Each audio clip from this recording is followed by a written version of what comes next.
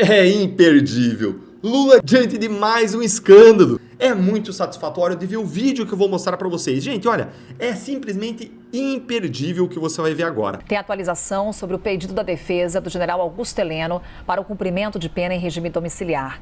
Depois da Procuradoria-Geral da República se manifestar a favor da prisão domiciliar, temos atualização agora sobre a manifestação do ministro Alexandre de Moraes. Ele determinou, nesse momento, que a defesa do general Augusto Heleno forneça mais dados sobre o estado de saúde do ex-ministro. Telcure, possibilidade que você já trazia aqui no início da nossa programação sobre algo que estava no radar aí em Brasília. O que temos então agora com relação a essa atualização, lembrando que PGR, ao se manifestar a favor da prisão domiciliar, Tel citava justamente não só a idade avançada do general Augusto Heleno, mas também o seu quadro de saúde. A gente se esforçou para dizer que, nossa, tá indo lá para fazer as pazes e tal, né, para tirar.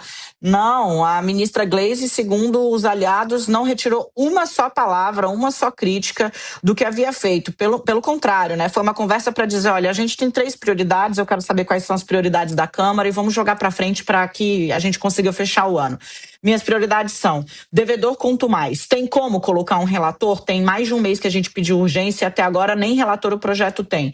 A outra prioridade que eu tenho é PEC da segurança pública, dá para colocar para andar? E, por fim, a que trata da redução das isenções tributárias. Isso aqui é minha prioridade, além do orçamento que precisa ser votado para a gente poder fechar o ano. Dito isso, o que a Câmara quer fazer? Tal e tal e tal coisa. Assim, não há nesse momento, e o Sakamoto foi no ponto agora, né? O governo não vai dar sinais de rendição.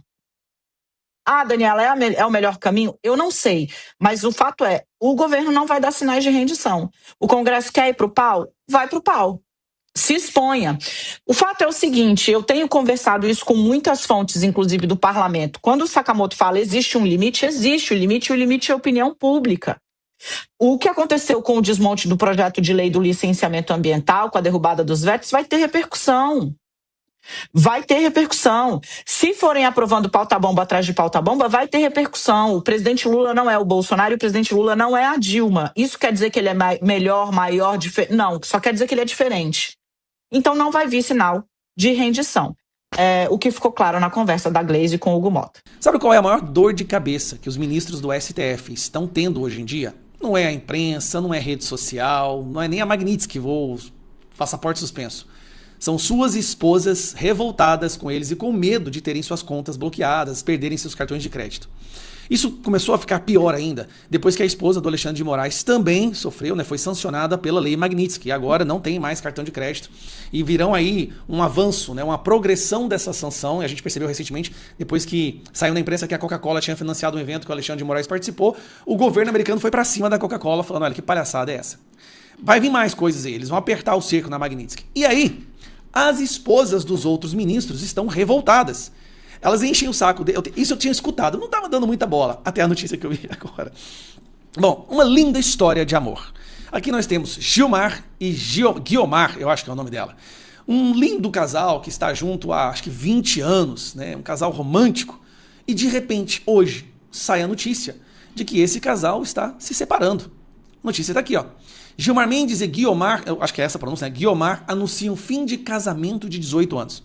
Gilmar e Guiomar Feitosa eram casados desde 2007, mas mantinham uma relação desde a década de 70, quando ainda estudavam na UNB. Bom, recentemente eles fizeram uma festa maravilhosa, super apaixonados, acho que foi aniversário da Guiomar, até, os outros meninos todos compareceram. E aí de repente sai essa notícia. Por quê? Por que essa notícia sai agora? Na tentativa de não ser sancionada, a Guiomar está fazendo algo que muitos casais já fizeram quando o marido se enfia em alguma enrascada, que é a separação para proteger o patrimônio. Então, se você separa, o patrimônio que agora está com a pessoa que separou não vai poder ser mais impactado por qualquer coisa que o ex-marido fizer. A percepção do casal, isso aqui é uma opinião, tá?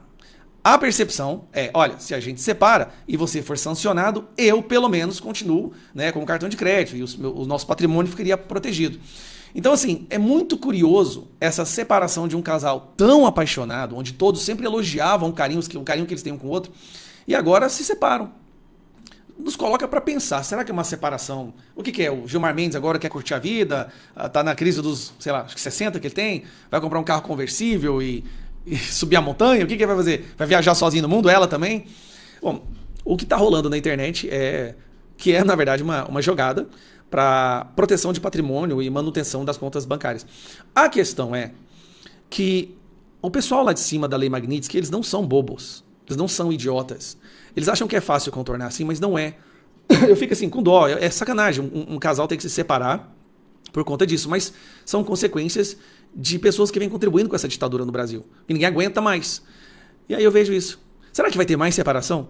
Será que, sei lá, o Dias Toffoli, Flávio Dino é casado? É, né? Eu não sei. Será que vai ter separação do Flávio Dino, do Gonê? O boato que está correndo muito aí é que o Gonê será sancionado também. Então, será que a esposa do Gonê também vai querer ser? Vai virar uma moda? Porque eu não sei. Vamos aguardar. Se começar a aparecer aí nas próximas semanas mais casamentos terminando, vai ficar muito escancarado. Muito escancarado mesmo. Que é a Magnitsky? Que o medo da Magnitsky? Então, muita gente fala que a Magnitsky não importa em nada, não deu nada. Bom, olha aí. É um casal apaixonado se separando. Coca-Cola tendo que emitir uma nota explicando que eles não sabiam que o Alexandre de Moraes estaria lá. Então, olha o resultado disso. Agora, toda vez que uma empresa for financiar qualquer palestra, qualquer evento, eles vão perguntar, deixa eu te perguntar, o Moraes não vai estar lá não, né? Não. Se o Moraes estiver lá, eu não vou poder colocar, eu não vou poder patrocinar. O que vai acontecer como consequência disso? O Moraes deixará de ser convidado para muitos eventos, para muitas palestras. Que loucura que está acontecendo, gente. Assim, tanta... O que está acontecendo com o Brasil, hein? Onde que isso vai acabar? A própria imprensa já tá falando assim, olha, já deu, cara, já prendeu o Bolsonaro. A imprensa falando pro STF, pro Moraes, né? Chega, já deu. Agora, você acha realmente que vocês vão alimentar um dragão e depois ele vai ser domesticado? Olha, volta pra jaula. Você já matou os nossos adversários. Não, amigo, o apetite normalmente costuma só piorar. Esse negócio do Lula com o Centrão é uma grande janela de oportunidade para a direita e para anistia, né? Só que vocês em casa que sempre perguntam o que a gente pode fazer, o que a gente pode fazer, você vai precisar conversar com as pessoas que passam na sua existência. Aí eu não estou nem falando de parente, amigo, conhecido, não. O cara passou na sua frente, na rua, no mercado, no hortifruti. Você vai ter que dizer para ele. Vocês viram que absurdo o governo fazer todo um esquema que certamente vai acabar virando lavagem de dinheiro? Porque isso aqui eles estão ganhando dinheiro com a empresa que está imprimindo esse troço para colocar no gás. Com as empresas de gás. Bom dia, Venezuela. Bom dia. Bota a tela inteira aí. O Silvio Navarro colocou. Bom dia, Venezuela. Isso foi ontem. Eu queria ter mostrado isso aqui ontem, mas vale a pena mostrar hoje. Ele botou assim, bom dia, Venezuela, Silvio Navarro. Clica na imagem para o pessoal poder ver em detalhes, Pedro. É o gás do povo, do Lula. Distribui gás pro povão, a gente já noticiou isso aqui. Mas olha ali, cara, já tem até a publicidade, o adesivo, o que tem de falcatrua aí não tá no gibi, cara. Isso tá envolvendo o cara que imprimiu, o cara que é dono de negócio de gás. Isso aí tem um esqueminha. O cara que distribui. Isso tem um esquema criminoso por trás disso aí. E o povão vai receber essa porcaria como se o governo estivesse ajudando. E o mais bizarro de tudo é o aspecto estético e a linguagem que está sendo transmitida. Porque quais são as cores da bandeira do Brasil? Azul, verde e amarelo. Mas eles sempre metem o vermelhão aí. E o vermelhão no S do gás ali já é para quase uma união Brasil-Venezuela. Olha o foguinho. Dá zoom ali, Pedro, por favor. Dá zoom, Pedro. O foguinho lembra muito as coisas da Venezuela mesmo. O foguinho do gás, meu irmão, já é Venezuela, irmão. O tal do gás do povo. Se fosse um azul ali em vez do verde. O azul tá no ar. Cara, é Venezuela o troço, cara. O verde é a bandeira do Brasil. É quase unindo. Se você fizer uma análise, cara, detalhada aqui de cores que estão sendo utilizadas, o G verde. Porque não faz o menor sentido, né? Deveria ser verde, amarelo e azul. Isso. E não verde, azul e vermelho. Não faz sentido. E aí você percebe que o fato de unir o A, né? Você percebe ali que o G-A-S, você está tendo ali, ó. O Maiara botou aqui, identidade visual Brazuela total. Brazuela.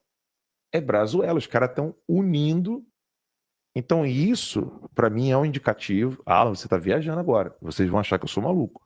Para mim, isso é um indicativo de que o Lula vai vir com tudo para implementar a união dos países latino-americanos. União mesmo, formal. Não é mais cada um fica no seu canto, não. O tal do discurso de soberania vai vir para unir a porra toda. Porque eles vão perder. Presta Aí a atenção. gente fala o quê? Que chato, né? Porque, olha só, eles vão perder o Chile, eles vão perder a Argentina. Já perderam a Argentina, Perderam Equador, perderam a Equador, Bolívia, Chile, Paraguai também. Bolívia, Paraguai. Eles vão ficar com Uruguai, Venezuela, Brasil, Colômbia. O Peru também eles perderam? Pois tem no Peru ainda. Tô falando sério. O Peru teve o Pedro Castilho aqui. Essa é outra história muito engraçada, que está no meu curso também. O Pedro Castilho, quando foi candidato, ele era um candidato esquerdista. Aí, quando ele tomou posse, ele era o presidente socialista. Ele, quando ele tentou dar o golpe de Estado, ele virou conservador, cara. Isso eu mostro notícia a notícia no curso. Eu confesso que eu já nem sei mais quem é que ficou no lugar do Pedro Castilho. Bicho. O Pedro Castilho era de esquerda, mas ele foi destituído depois que tentou dar um golpe. O que é isso aí que o Pedro colocou? É para Não vocês ou é para consigo mim? ver. Sobrinho de Dilma Rousseff promove gás de graça. Olha lá, ó. Dá um zoom ali, Pedro. Nossa, esse Dá é o zoom aí. bobalhão completo. Aumenta ali a imagem. Pode aumentar mais um pouquinho. Olha lá, ó, o gás da Venezuela ali, ó. Olha, eu vou falar para vocês, cara. Eles estão preparando. Pode voltar aqui, obrigado, Pedro. Eles estão preparando uma frente militar, judiciária, Brasil, Venezuela. Gosto. E o assistencialismo, né? Essa ideia de que é de graça. Não existe nada de graça. Mas né? eu confesso a vocês que isso é o Foro de São Paulo na prática. Só que muita gente aqui no chat falou outro dia, né? Eu quero entender um pouco mais sobre o Foro de São Paulo. Eu acho que vale uma live longa mesmo, sabe, Max? Eu, você, Lacombe, outros convidados, à noite, talvez uma sexta-feira à noite, a gente sentar e assim, ó, trazer todos os dados e números, linha do tempo, da timeline, sobre o Foro de São Paulo. Porque isso aí, cara, eu quando eu olhei esse negócio do Silvio Navarro, eu fiquei olhando aqui dali e falei assim, pô, o cara que meteu esse A, a letra A, misturando com G e S de gás, cara, tem uma linguagem, tem um símbolo aqui. Tem um símbolo. É feeling, né? Isso aqui eu não tô falando nem mais como jornalista aqui, eu tô falando assim, cara, eu tô olhando aqui dali, tô sentindo faro de junção, sabe? Vamos lá, super chat. Tem Não, noite de novo. e você vê, esse é um problema difícil de explicar para as pessoas, tá? Essa questão do gás grátis, entre aspas, não, é difícil. A esquerda, ela se monta nesse tipo de coisa, porque, obviamente, isso é puramente eleitoreiro, tá? Porque é difícil você explicar para a pessoa que uma coisa que ela, em teoria, né, não vê pagar, que ela está ali recebendo de graça, sai muito mais caro do que se ela realmente tivesse que pagar por aquilo. Que o problema, ainda mais a médio e longo prazo, é infinitamente pior quando você recebe uma coisa dessa do Estado de graça, né? Porque não tem nada de graça, obviamente, que aquilo ali está sendo pago com o seu dinheiro, né? Você está pagando por aquele gás. A diferença é que você não tem escolha, né? Na sua vida pessoal, você escolhe o que você quer comprar ou o que você não quer comprar. Quando é o Estado que dá, ele tira de você a escolha. Ele te obriga a pagar. Você vai pagar esse gás, quer queira, quer não. Quer você use, quer você não use. Então, é uma lógica completamente maluca. É óbvio que isso vai dar muito problema. Não tem como. Toda prática assistencialista como essa, de gás grátis, Bolsa Família, Bolsa não sei o quê, Bolsa não sei o quê, ela pode ajudar a aliviar ali uma pessoa que está precisando naquele momento. Mas no médio e longo prazo, ela acaba com a economia do país. Todo mundo vai ficar mais pobre por causa disso. Tá? Não, a conta não fecha, não tem como. O Estado não produz. Tá? O Estado não produz. Você, ao invés de fazer ajudar, né? Por exemplo, com isenção de imposto, isso sim ajudaria.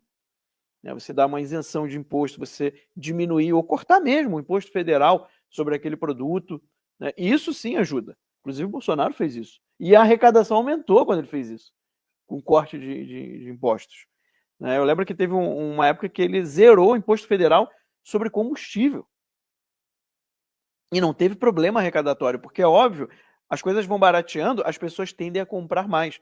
Você aquece a economia. Se as pessoas compram mais, o patrão ali, o empresário, ele pode contratar mais ou pagar salários melhores.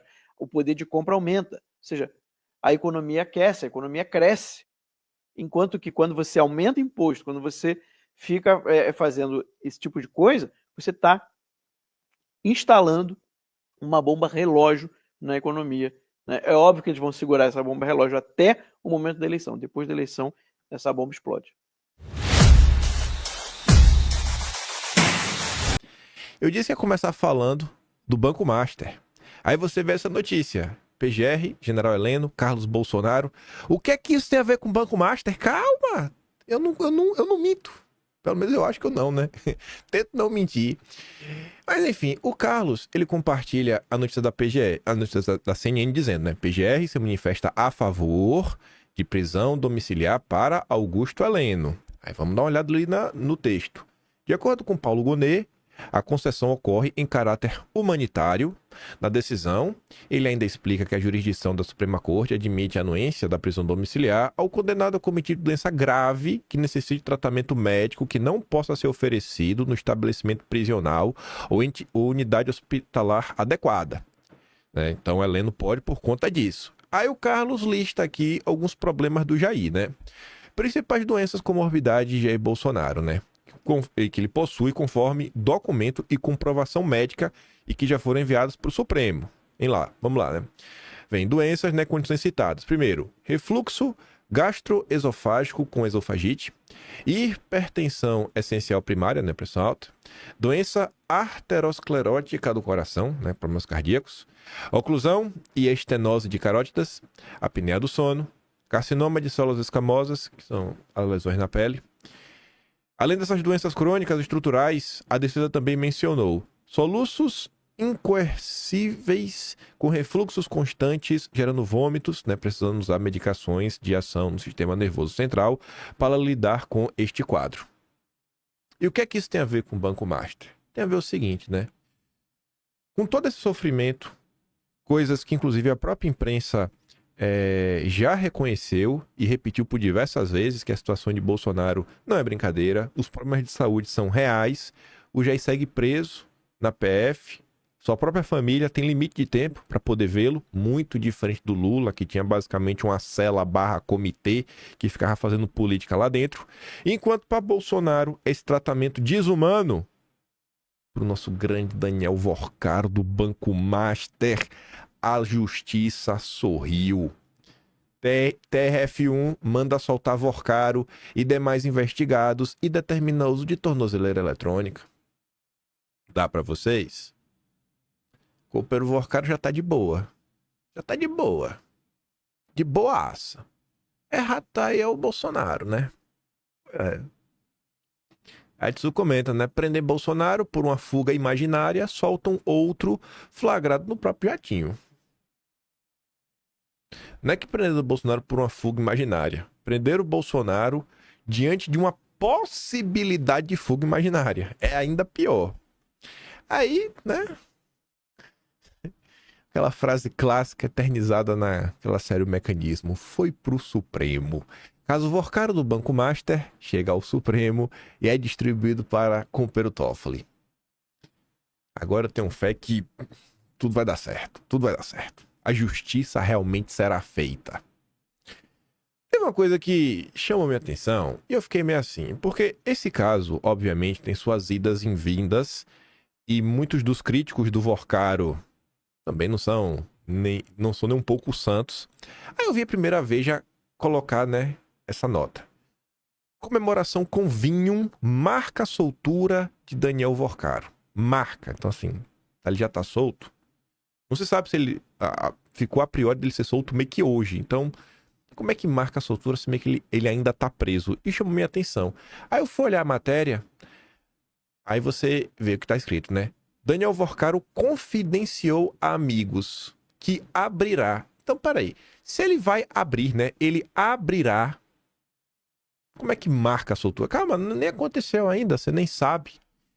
Aí vai lá, né? Quando ele deixar a detenção, como eu falei, Neste sábado, ele aprecia o vinho Sassicaia Safra 2011, cada garrafa custa R$6.000. Apesar da vitória, aliados prevêem dias duros pela frente. Agora que a briga começa, revela um interlocutor do banqueiro. É aquela nota que você vê que claramente parte da imprensa também não gosta do cara. Obviamente, não é porque a imprensa não gosta dele que eu vou gostar, né? A vida não funciona assim. O inimigo do meu inimigo é meu amigo. Não. Daniel Vaccaro, siga aí firme e forte. Mas você vê que claramente existe uma divisão dentro do mercado, né? Uns de um lado, uns de outro. E aí, para falar sobre essas divisões, né, predileções, você vê que na eleição de 2022, quando se falou da família de banqueiros Moreira Salles, eles doaram para partidos de esquerda, de verdade. PT, principalmente o PSOL, PCdoB. Quando você pensa nos Bracher, no Armínio Fraga, eles gostam muito do perfil liberal progressista, bem nítido na Tabata Amaral. Já o Daniel Vaccaro, você vê que ele é próximo de outra ala mais do centrão, ala mais bonita, tanto que está ali a Folha de São Paulo. Aliança União Brasil PP vive divisão interna, saídas e apreensão com o Banco Master e o caso da Refit. Políticos dos partidos temem desgaste com proximidade entre Daniel Vaccaro, Ciro Nogueira e Rueda.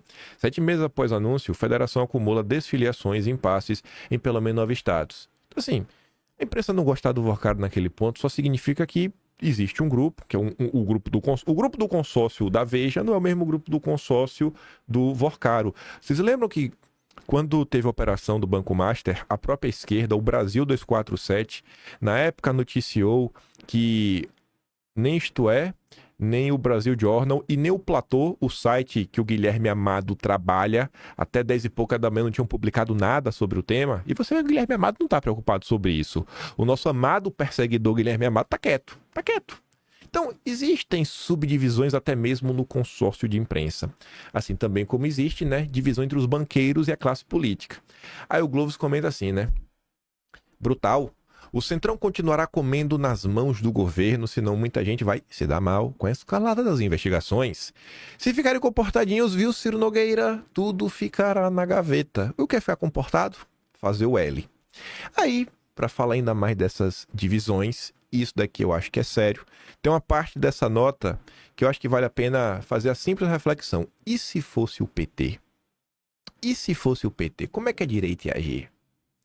Raquel Landim vem falar o seguinte: a bronca dos banqueiros com Campos Neto, no caso Master. Campos Neto que é um banqueiro que hoje tem assento no Conselho do Fórum Econômico Mundial de Klaus Schwab, do Instituto Milken, atuou ativamente contra Eduardo Bolsonaro, abrindo espaço inclusive para o lead do Dória para se encontrar com Maurício Claver Carone, para tentar aí, né, mudar os caminhos de negociação para ajudar os violadores de direitos humanos no Brasil.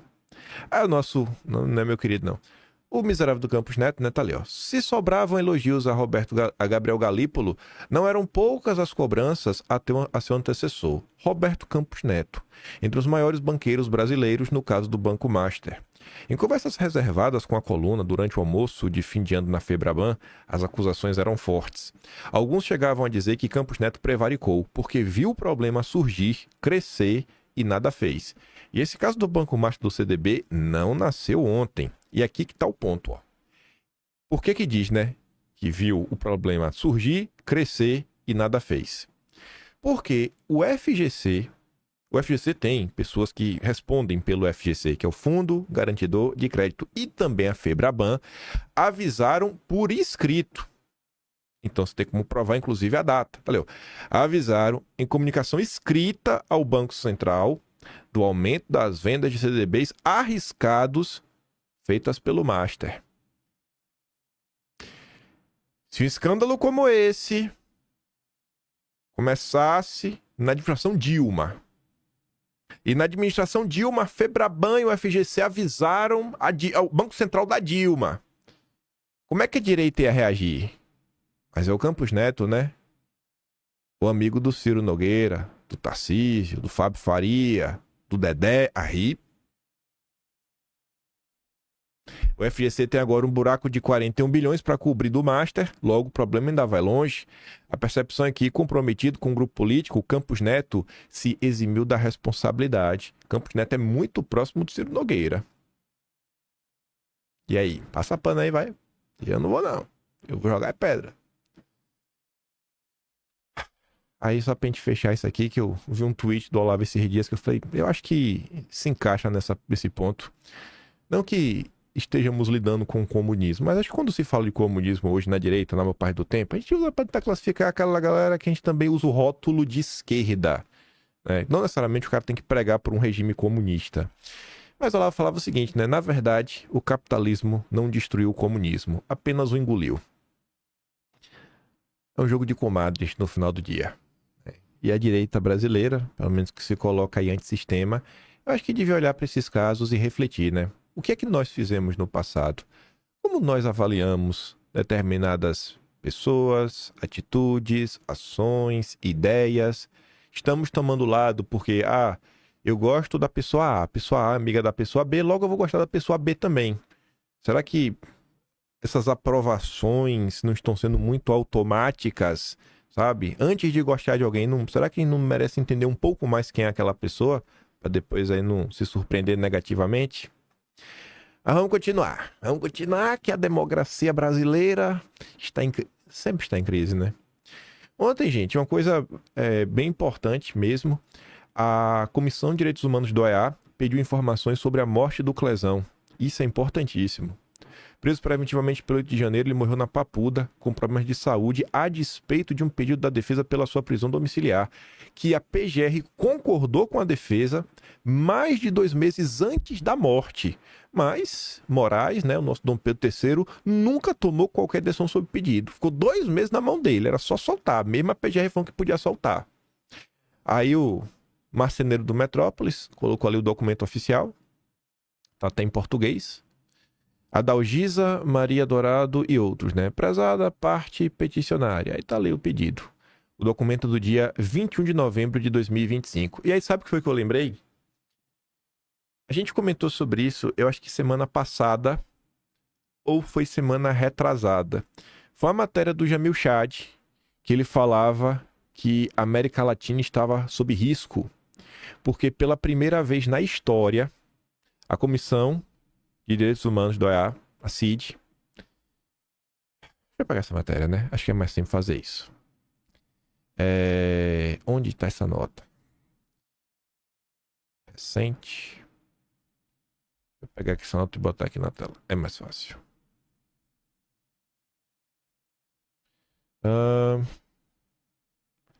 Jamil, se não tiver... Deixa eu ver se tá aqui. Se não tá aqui, eu acho que eu já sei onde é que tá. Eu ainda tô organizando o Atlas, então ele não tá 100% organizado. Mas só pra mostrar pra vocês. Pera aí. Pronto. Aqui, ó. Era essa nota, ó. Ultradireita avança por controle de órgãos de direitos humanos da América. Aí falava, ó, a OEA, Comissão Interamericana de Direitos Humanos, pela primeira vez. É dia 17. Era do dia 17. 4 dias depois. Já vieram perguntar, cadê o Clezão, né? Mataram o Clezão. 4 dias depois. Aí o que é que o Jamil falava? Que pela primeira vez na história, essa comissão que são 7 pessoas, você já tinha 3, que era de direita, uma que foi, assim, a candidata do governo americano, do Marco Rubio, que vai comentar aqui ao longo da nota. Deixa eu ver se pega o nome dela. Cadê? Paiá, o nome dela. Deixa eu ver se nesse documento tem uma coisa. Depois olha. Então, Paiá. E aí, teve uma pessoa que saiu de um desses cargos, né, uma dessas pessoas, e foi para uma corte mais internacional e abriu um espaço. E a pessoa que foi indicada para o lugar é uma pessoa mais à direita, cuja irmã é conservadora e tudo mais. Então você teria um 4-3 a favor da direita pela primeira vez. E agora você tem aí, né, a CID questionando. E aí, bicho? Vocês mataram o Clezão, né? Conta aí pra gente por que vocês mataram o Clezão. Justifica aí, arruma a justificativa aí pro impossível. A importância de você ocupar espaços. E isso daqui é resultado da própria mudança de governo nos Estados Unidos, né? A administração Trump, que atuou ativamente para mudanças na OEA. E lembrem que ainda está faltando o relatório da OEA, né, da CID, sobre aquela visita ao Brasil, que o Vaca Vila Real foi ao Brasil, tudo mais, que já tem mais de 6 meses. Tá aí, né? Será que podemos ter algum tipo de esperança com essas mudanças? Mas vamos lá. Falar do Clezão é falar das vítimas do 8 de janeiro.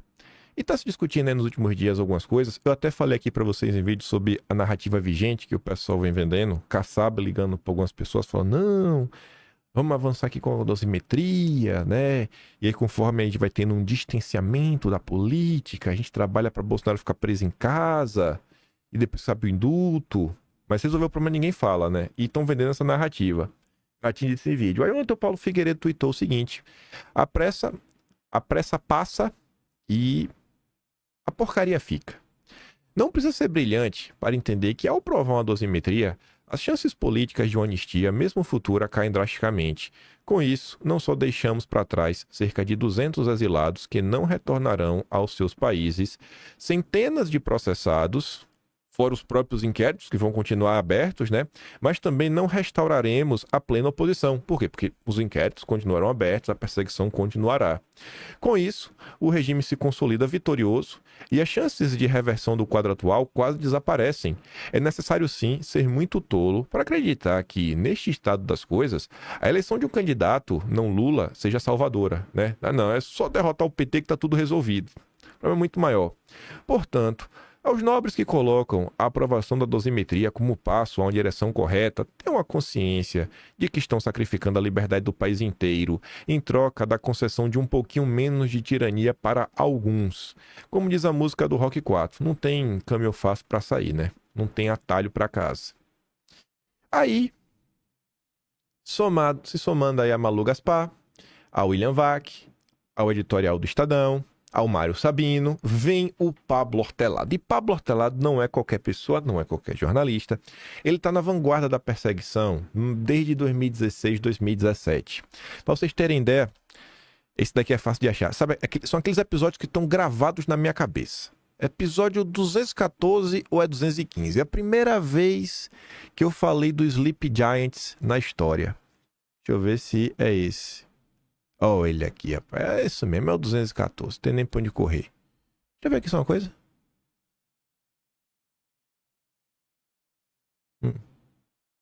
Aqui é outra coisa. Não tem relação com isso, não. Mas, enfim. Tá aqui, ó. Pablo Hortelado, na época, escrevia na Folha de São Paulo. E ele defendia que era hora de regular as redes sociais. E ele elogiava o trabalho, né, o projeto apresentado do Felipe Rigoni com a Tabata Amaral. Sabe que projeto é esse? Era o PL 2630. Deixa eu ver se aqui no... A gente falou dias antes disso, né? Mas enfim. Era o PL 2630. Mal surgiu o PL 2630, já estava lá o Pablo Hortelado para apoiar. Esse aqui é o artigo que ele publicou. Aqui, ó. Tava no vídeo. Esse daqui é o tweet. O nascimento do PL 2630. E lá estávamos nós para comentar. Nesse vídeo aqui ainda, se não for nesse, é no vídeo seguinte, tem outras coisas do Pablo Hortelado. Tá no outro. Acho que é no 215. É no vídeo logo de sequência. Para você entender como esse cara tá na vanguarda da perseguição. E o que ele já defendia lá de trás. É isso, ó. Pablo Hortelado, em 2018... já queria criminalizar o WhatsApp, que se tornou uma das agendas do Felipe Neto, né? Ele aponta filtros contra fake news, mas diz que o WhatsApp é arma. E já estava o Pablo Hortelado fazendo isso, falando que, olha, o povo aí prefere acreditar na família do que outra coisa. Aí meu amigo Dan Lancelotti, o homem que é expulso de grupos da direita por defender Bolsonaro, ele colocava lá, né? Direita se une para difundir notícias falsas. E aí falava lá um monte de groselha.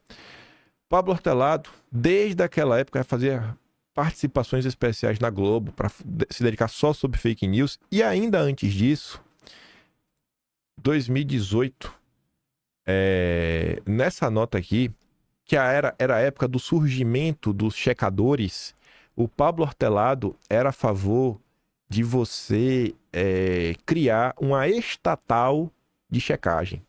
porque ele falava que a direita acusava que tinha a turma dos Soros e tudo mais, e pipipi, ppp. Cadê, rapaz? Cadê? Acabei descendo demais. Mas enfim. Falem dessa, tudo mais. De notícias falsas. Aí ele vai estar aí. Aqui depois eu falo do Felipe Rigoni. Pois bem, mas além disso tudo, tô falando pra vocês do Pablo Hortelado, isso foi a época do nascimento dele. Conforme o tempo foi passando, o Pablo Hortelado começou a galgar espaços dentro do Grupo Globo. Como é que eu sei isso? Aqui é aquele momento que eu vou falar, cabe a vocês acreditarem ou não. O Pablo Hortelado começou a ganhar espaço dentro do Grupo Globo. E Pablo Hortelado, assim como a Malu Gaspar, que é uma jornalista sênior, que não faz nada, principalmente sem grandes guinadas, sem consultar os seus editores, o Pablo Hortelado começou a ser uma espécie de emissário da Globo. E em qual sentido? Eu conheço, inclusive, uma pessoa que é da direita, que transita bem na USP, e certo dia o Pablo Hortelado conheceu essa pessoa e pediu assim, olha, você não pode me apresentar uma galera não. E o fato era que a cúpula da Globo achava que o clima estava muito ruim e quem sabe discutir alguma coisa, obviamente não para Bolsonaro, mas para tentar dar uma acalmada na militância. E se discutia na época até uma espécie de dosimetria, anistia e tudo mais para tentar dar uma acalmada. E aí Pablo Hortelado, não só com isso, depois ele primeiro fez uma rodada e no segundo momento ele conseguiu umas pesquisas para analisar como estava a percepção no Brasil e tudo mais. Quando ele conseguiu essas pesquisas, ele não foi rodar para se encontrar com vários marqueteiros. Ele não se encontrou com Duda Lima. Até com Duda Lima ele se encontrou na época, até essa matéria no Brasil 247, lá perguntando o que, é que eles iam conversar.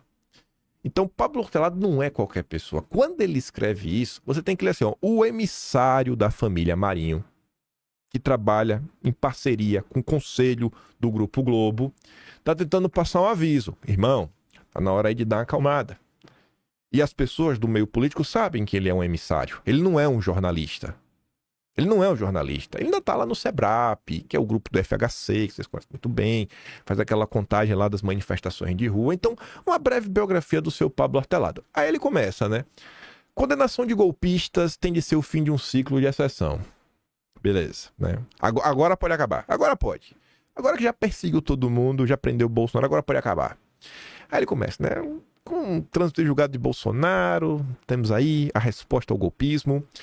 E aí de lá até agora, aí o engraçado é que ele bota de lá até agora a partir de 2022, né? Esquecendo o que aconteceu desde 2019.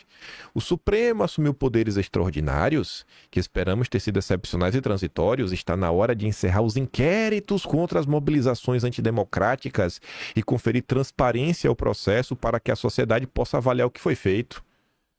Imagina, hein? Quando... Eu falei certa vez, no dia que esses inquéritos acabarem, porque eles vão acabar, eles vão entrar em sigilo e o sigilo não vai ser liberado. Só vai ser liberado daqui a 15, 20 anos, lá no Arquivo Nacional, quando ver algum presidente de direita desclassificar os documentos. Se isso acontecer. A instauração do inquérito 4781 das fake news, de ofício, né, pelo presidente Supremo, que vocês conhecem muito bem, e a designação do relator sem sorteio, provocaram críticas de violação do sistema acusatório. A participação ativa do judiciário na fase investigativa pode ter comprometido a imparcialidade, já que o tribunal desempenhou simultaneamente os papéis de vítima, investigador e juiz. A Globo só descobriu isso hoje ou sabia desde o início? Que apoiou, não foi? Além disso, o inquérito tinha objeto de limitação temporal e definição de investigados indeterminados. Isso concentrou poderes e ampliou excessivamente a discricionariedade da investigação. Boa parte dos inquéritos tramitou sob segredo de justiça, mesmo em decisões de impacto, como prisões preventivas, quebras de sigilo e determinações de busca e apreensão.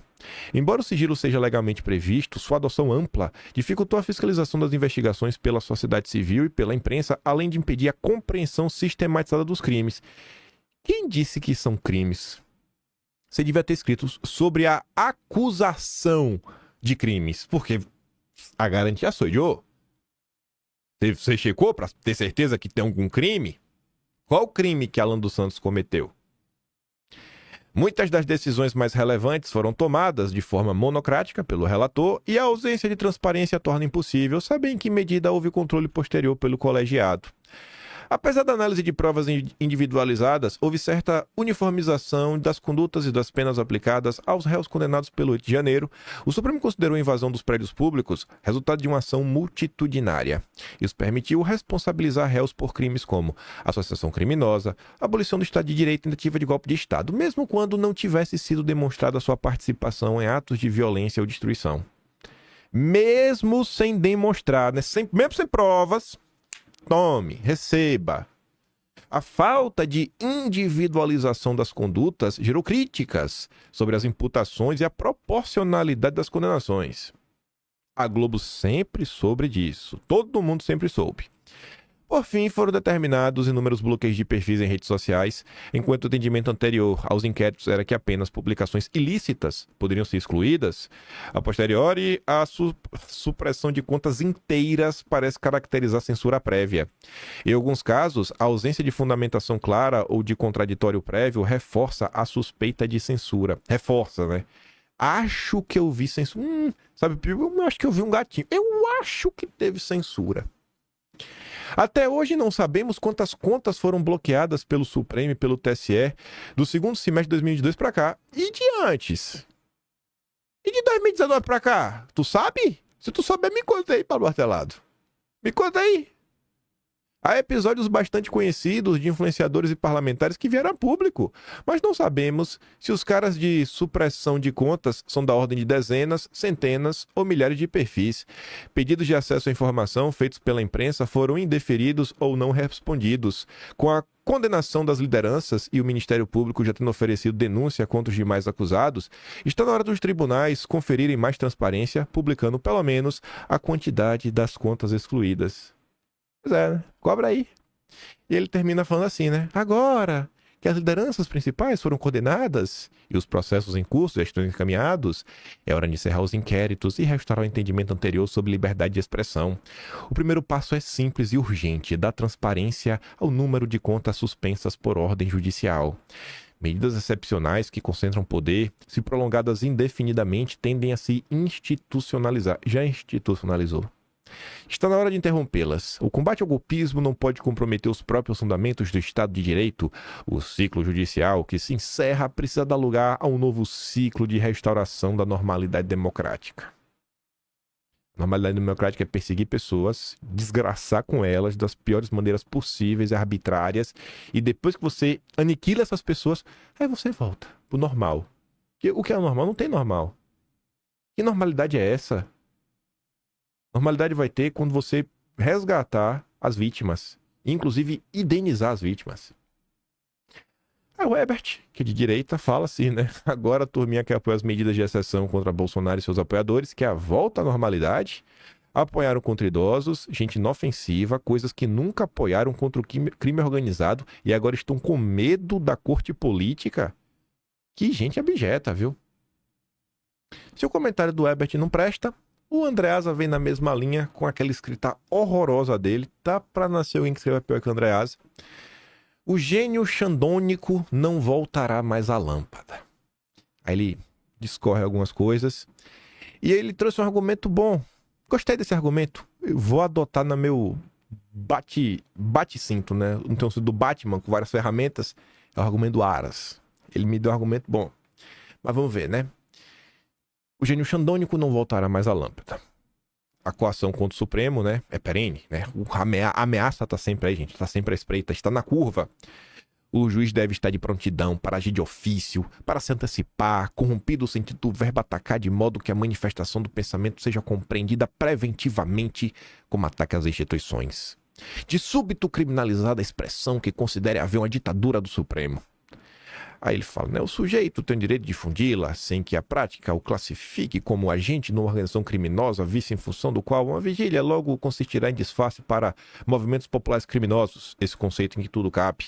É lindo quando se condena a baseada sem individualização de condutas aqueles de quem não gostamos, né? E não é isso bonito, não. Não é porque eu não gosto de alguém que eu vou bater palma para perseguição. Esse é meu único critério, inclusive, para saber se eu converso com alguém ou não. Perseguidores, eu não quero nem conversar. Imagine ser amigo. Se o cara é contra a perseguição, a gente pode conversar. Não necessariamente viraremos amigos. Xandão fica, não o indivíduo. Fica o exemplo o do criador do direito, inventor de cautelares. Ficam os meios para lhe reproduzir a arte, como a da gestão de inquéritos, cujo objetos são obra em progresso. Xandão é uma forma, aquela que censura em defesa da democracia. A condenação dos golpistas não será o fim do expediente, há recursos de exceção para combater a ameaça à exceção. O texto que fundamenta a licença às extravagâncias informa que a ameaça está sempre à espreita. Não se pode relaxar, condição sob a qual artigos como transparência viram supérfluos. Não se dá poderes extraordinários ao indivíduo feito herói e depois se espera que ele renuncie a essa condição, né? Desiste aí, mano, de ser herói.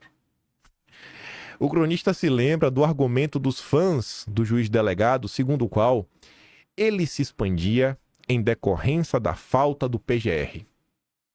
O Aras estava lá, não fazia nada, engavetava tudo, então, por conta do Aras, ele tinha que agir. De onde recuaria?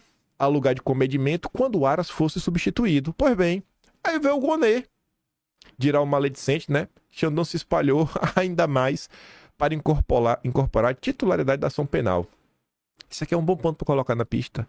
Não fez o que fez quando o Aras. Tá, e veio o Gonê. Ele reduziu, ele voltou atrás, ele desacelerou, ele dobrou a meta. Dobrou a meta.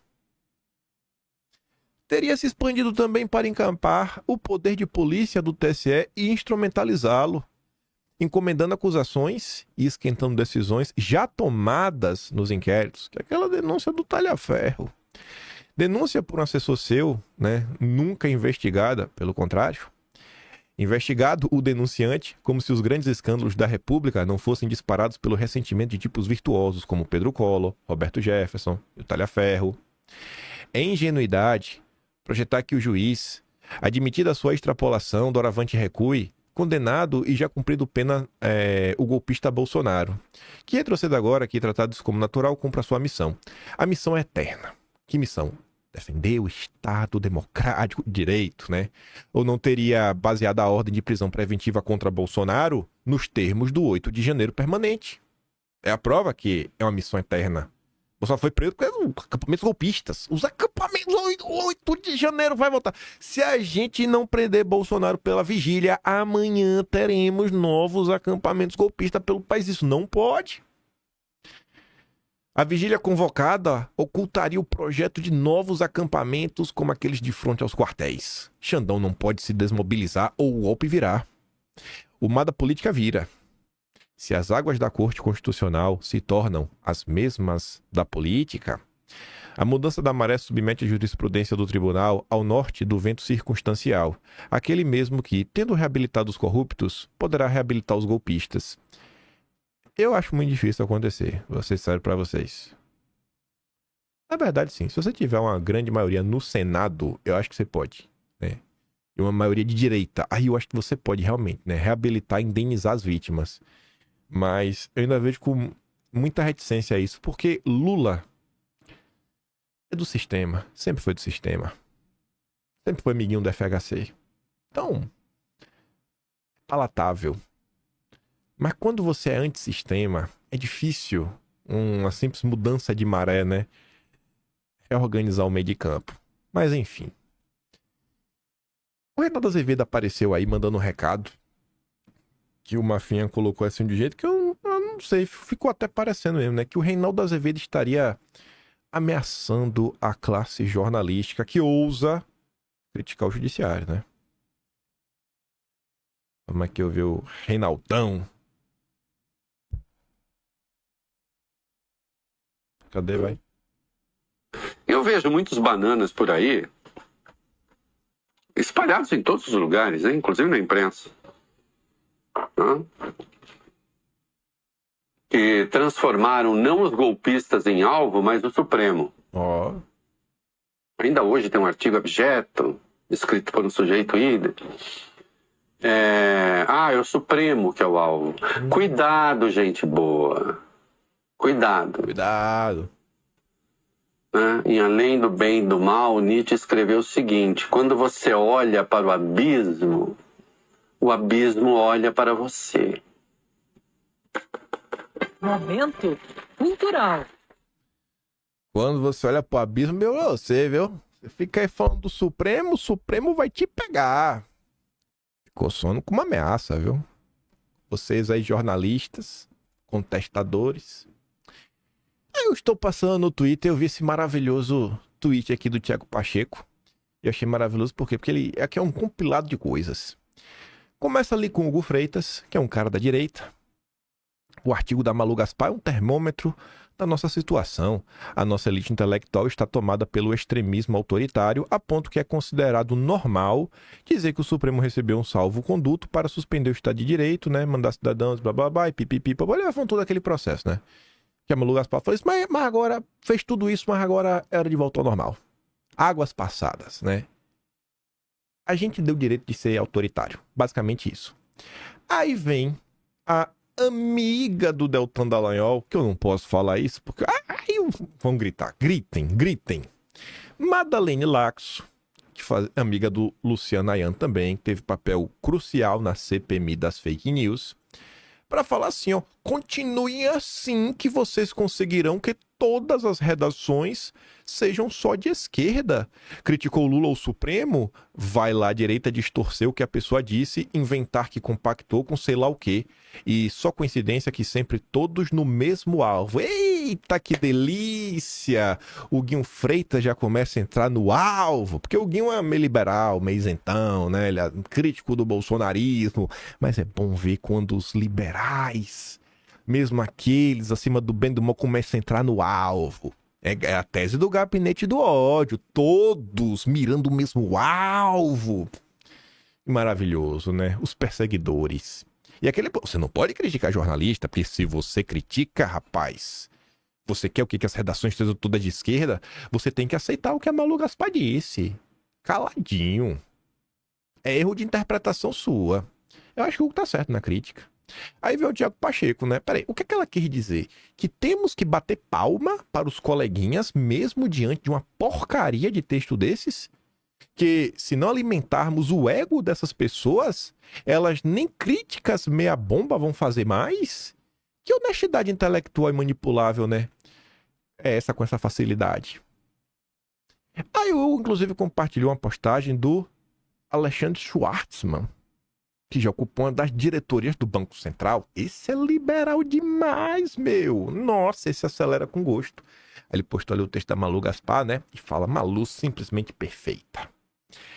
Aí vem o Eli Vieira.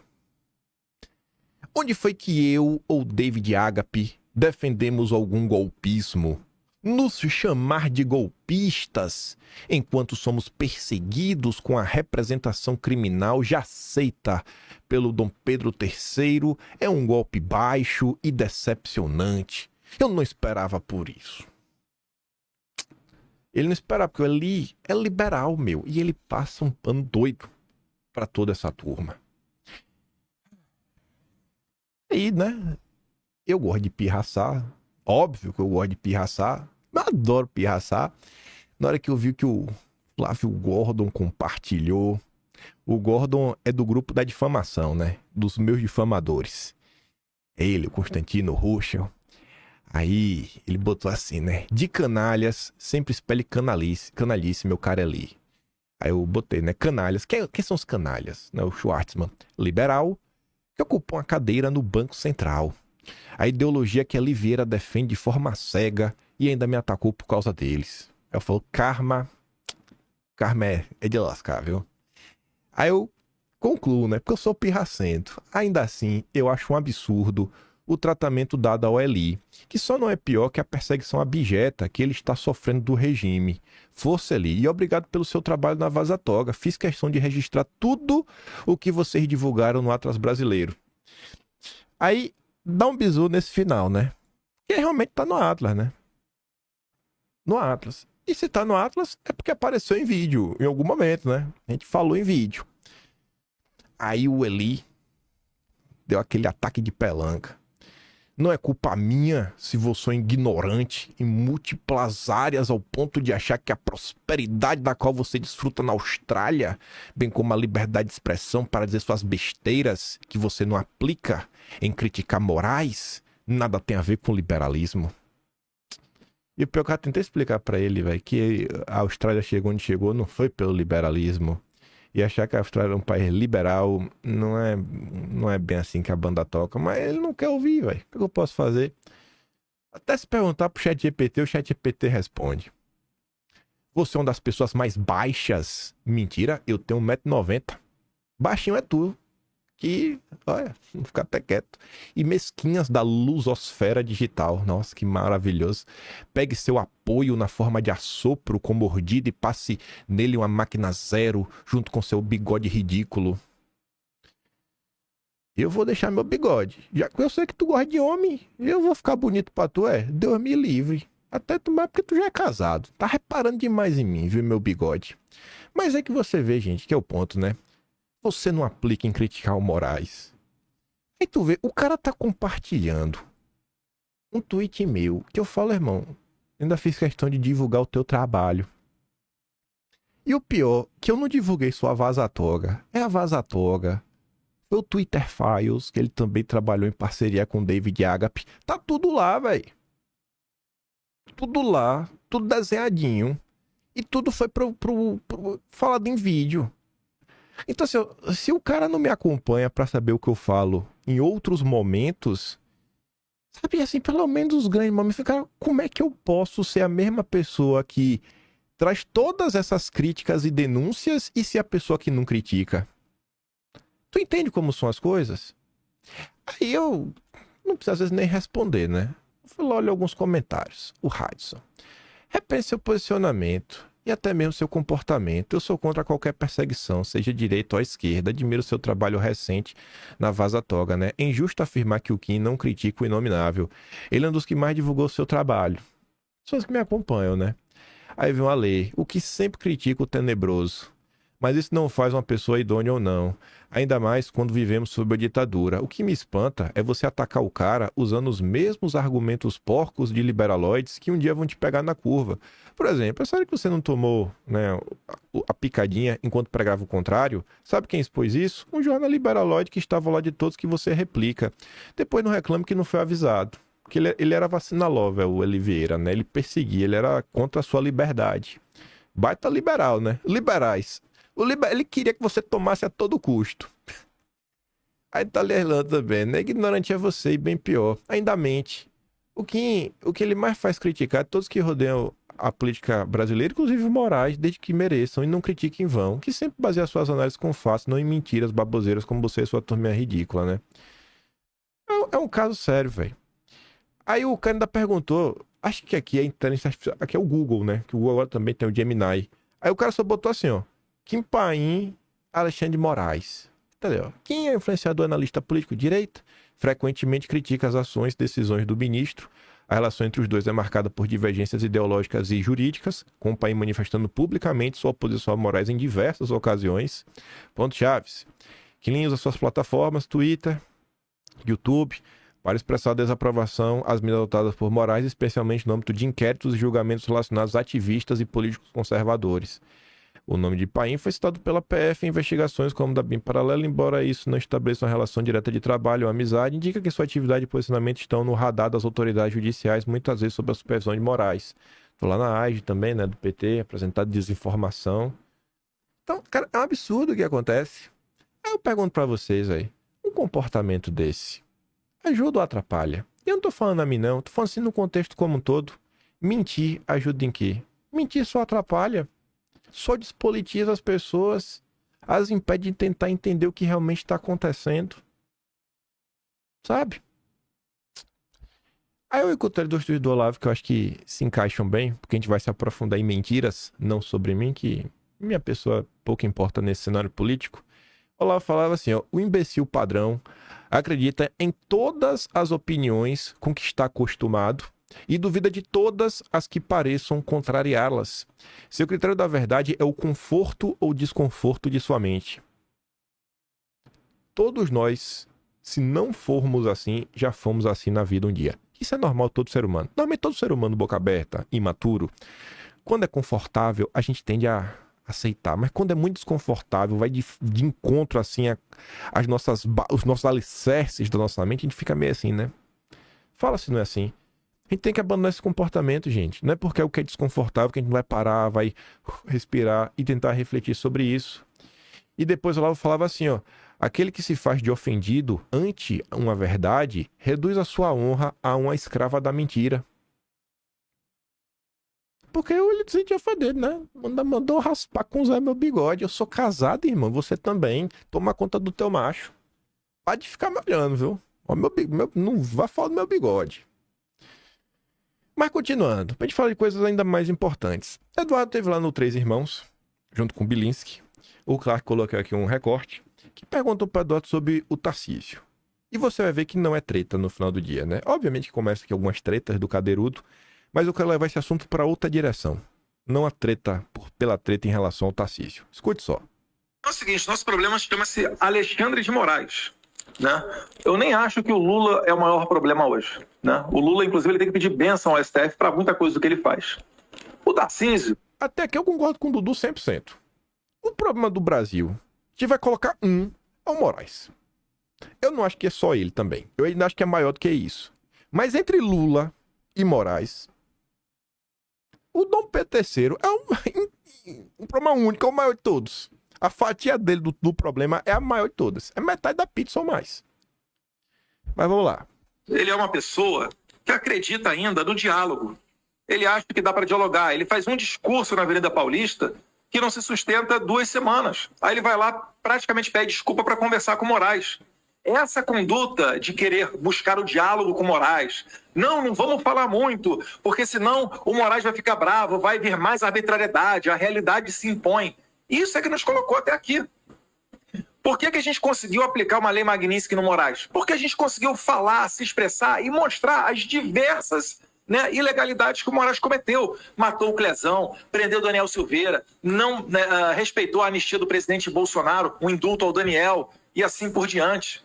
Então, nesse processo todo, nós perdemos muito tempo e possibilidade de expor o Moraes. E se nós tivéssemos feito esse dever de casa, talvez hoje a Europa estivesse sancionando Alexandre de Moraes. Olha o que o Eduardo está falando. Você sanciona aqui na Magnitsky quem violou direitos humanos. Se ninguém aponta e fala, ó, aquela pessoa violou direitos humanos, aquela pessoa nunca vai ser sancionada. Então, se não fossem as inúmeras denúncias ao longo dos anos, ó, aquele cara passou dos limites, fez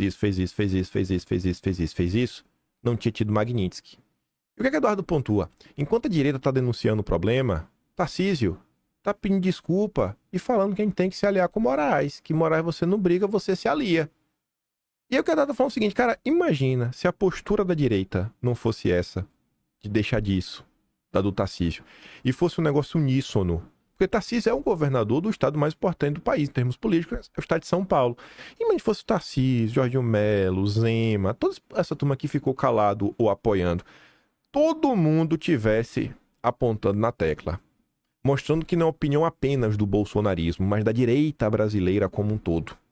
Quanto mais ampla é a percepção na sociedade que existe um problema, mais forte é essa narrativa. E a Eduardo tá falando isso, cara, tu já imaginou se isso fosse muito maior, esse clamor fosse muito maior, mais denúncias, era capaz dele também já estar sancionado na Europa. Essa é uma crítica que o Eduardo tá fazendo. E que eu acho que é muito importante, né? Mas vamos continuar. Não tivesse condição, né, ou estivesse constrangido hoje em dia a União Europeia para não e obrigados a dar uma pancada no Moraes também, deixando ele cada vez mais fraco e mais isolado. Então, o meu problema com o Tarcísio não está na gestão, eu acho que ele é um bom gestor, eu acho que ele tem vários aspectos positivos. Mas eu tenho que esclarecer para as pessoas que confiam em mim que, cara, se colocar uma pessoa que acredita no diálogo, serão mais 4 anos desse problema se arrastando. Não será a solução.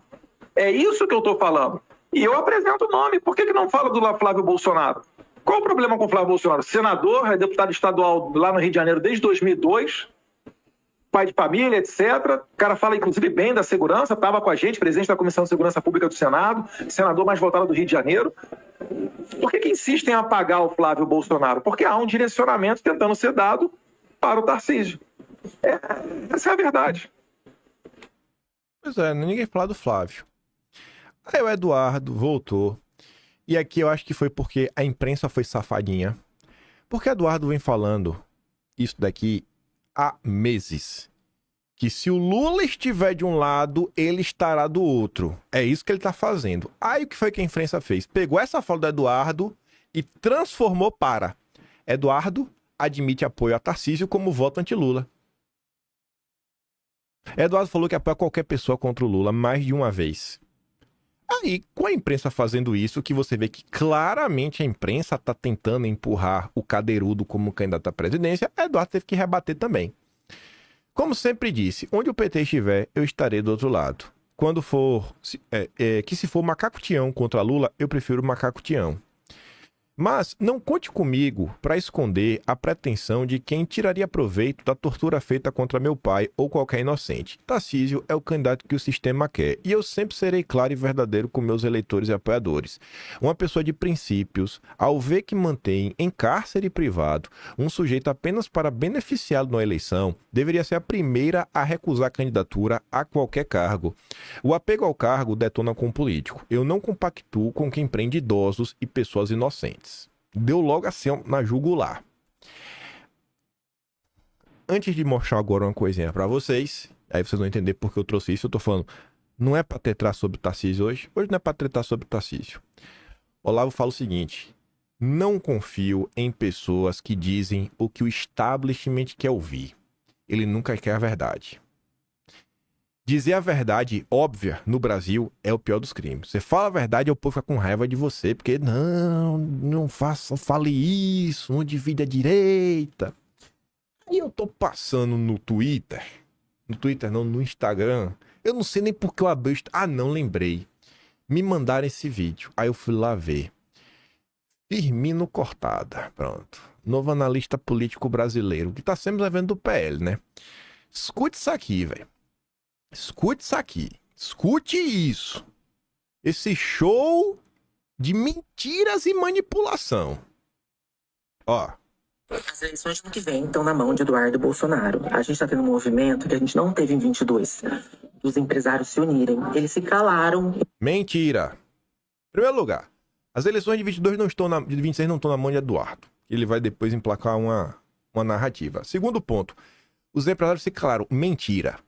Os empresários brasileiros estavam juntos em 2026, inclusive na cartinha democracia. Safado. Já começou mentindo. Mas vamos continuar. 2022. Eles viram que deu ruim e agora está tendo um movimento para apoiar o Tarcísio. Então, você tem o centro, você tem a direita liberal e você precisa da direita bolsonarista. Se você não tiver ela, não tem como isolar o outro lado. Se a gente vai ter Lula nos próximos 4 anos, isso depende do Eduardo. Eu vejo... Se a gente vai ter Lula nos próximos 4 anos, depende do Eduardo. Olha a safadeza. Como porta-voz do grupo, você tem o Flávio, mas você vê a figura do Eduardo ali na mídia, criticando nomes como Nicolas, como Tarcísio, quando ele discorda. Criticando o Nicolas e o Tarcísio quando ele discorda. É por causa disso, seu safado? Que manipulador safado, viu? É só por discordância.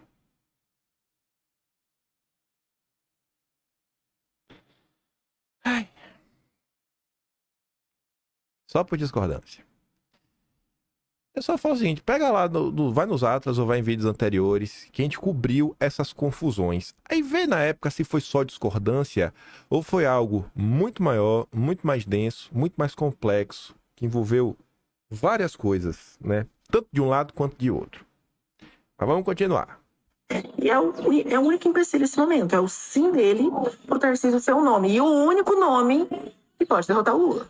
O único nome que pode derrotar o Lula é o Tarcísio. O grande analista Firmino Cortada que disse isso. Ah, meu Deus. Eu mereço uma coisa dessa. Mas vamos continuar. Agora, se ele não dá apoio, é responsabilidade dele o Lula se eleger de novo. Isso depende muito mais do sim dele. Se Eduardo não apoiar o Tarcísio, o Lula vai se reeleger e a culpa vai ser do Eduardo. Mas tem que ser o Tarcísio.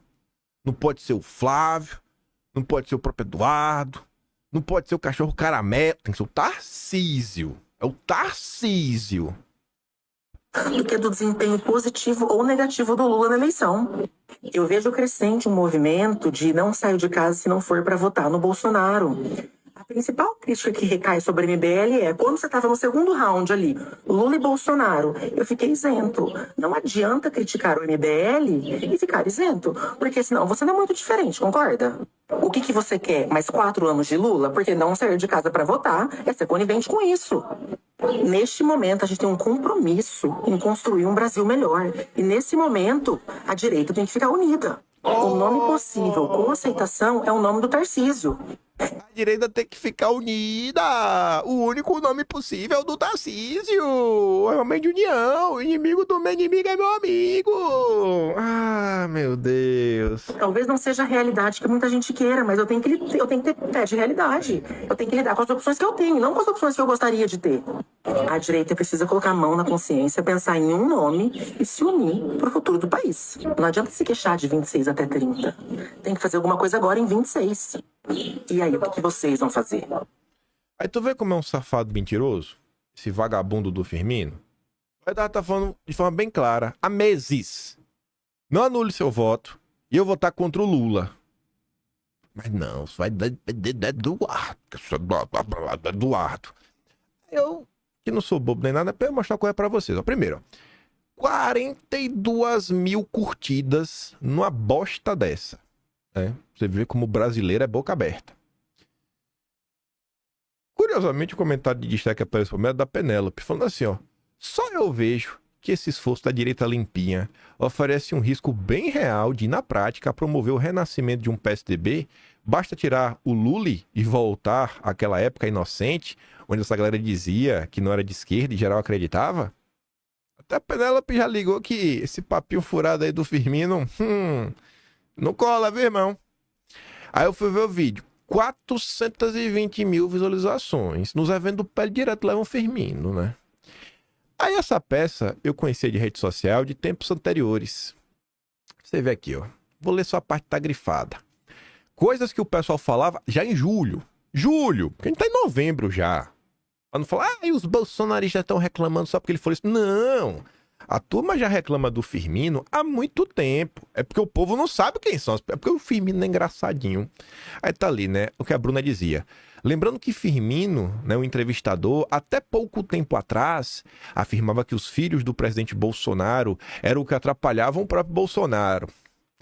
Quem fala que Bolsonaro tem que se afastar dos filhos é vagabundo e safado. Pode afastar que é cilada. Às vezes, a gente engole alguns sapos, mas nem sempre dá pra ignorar certos comportamentos. Aí a André também falava, né?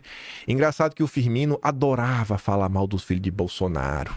Mas na posse de Trump, tentou colar com a Michelle achando que ia ser o próximo Augustinho. Coitado, iludido. 7 de julho de 2025. A Tsuki postava ali, né, um comentário, que é o vídeo do Firmino, dizia o seguinte: esse podcast é do Firmino, que até um tempo atrás não gostava nem dos filhos de Bolsonaro e que magicamente virou bolsonarista ou é do PL, como resultado, né, dessa caça de influências. O PL tava atrás, né? Aí o Firmino, ajudado pelo PL. Aí a Tsu comenta, né? Eu comentei exatamente sobre o Firmino nesse recorte que o Pet do Deltan já havia trazido. Você lembra da época que Firmino falava contra os filhos de Bolsonaro? Aí, 4 meses atrás, que vai dar julho também, né? Olha aquele vídeo. Firmino critica Eduardo Bolsonaro e leva lapada de Alan dos Santos. Vamos ouvir aqui o Alan. Dá play até pelo computador, pode ficar 100%. Olha lá. Aí ontem eu vi um vídeo do tal de um Firmino. Já viu Firmino, sim, ele é de Mato Grosso do Sul. É a Giza que me apresentou, ele é bem divertido. Divertidíssimo. Burro para um caralho. Ontem já tava gravando um vídeo. Ele é bom, ele é engraçado. Aí ontem eu vi um vídeo do tal de um Firmino. Já viu Firmino, sim, ele é de Mato Grosso do Sul. É a Giza que me apresentou, ele é bem divertido. Divertidíssimo. Burro para um caralho. Ontem já tava gravando um vídeo. Ele é bom, ele é engraçado. Só que é burro. Qual foi o vídeo? Não sei. Ele falando que o Eduardo tá atrapalhando o Brasil com esse negócio. Porque o tarifácio, que não sei o que, bababá, porque assim a gente não vai ter força nas eleições. Não, a gente não, ninguém aqui tá comemorando o tarifácio, não. A gente entende que é muito prejudicial para o Brasil, sob todos os aspectos. Agora, é uma sanção. Não, aí a gente tem que se voltar por quem provocou a decisão do Trump de vir com a sanção. Pois é, né? Cadê? Pronto. Fechei aqui. Então, assim, é uma pessoa que não é de agora, velho. Aí eu fico assim, eu falo, meu Deus, mano. Quem foi que pegou TikToker que faz vídeo de humor e promoveu um analista político?